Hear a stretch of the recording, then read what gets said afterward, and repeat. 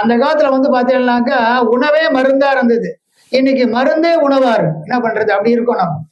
அதனால வந்து அப்படி இருந்தா அந்த காலத்துல 16 பெற்று பெருவாழ்வாகன்னு அப்படி சோக்கியமா இருந்தா அந்த காலத்து பெரியவாழ்லாம். ஏன்னா அப்படி தேக ஆரோக்கியம், எக்ஸசைஸ் இருந்தது, குடிச்சு நிமிந்து தோச்சின்னு இருந்தா, இது பண்ணின்ற ஆத்து வேலையெல்லாம் அவ தான் பண்ணிட்டு இருந்தா, ஆரோக்கியமா இருந்தா. அந்த தாயெல்லாம் என்ன பண்றா? முந்தி தவம் இருந்து 300 நாள் சுமந்து பிந்தை பயனேதும் பாராமல், அங்கதான் ஒரு செக் வைக்கிறார் பட்டினத்தார். என்ன சொல்றார்?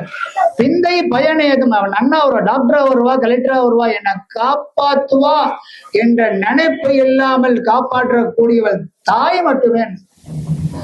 அதுக்கப்புறமா கேட்கிறார் தர்மர், யட்சினி கேட்கறது, பூமிக்கு மேல பொறுமையானவள் க்ஷமாபராதம் யாருன்னா? எங்க அம்மான்னா.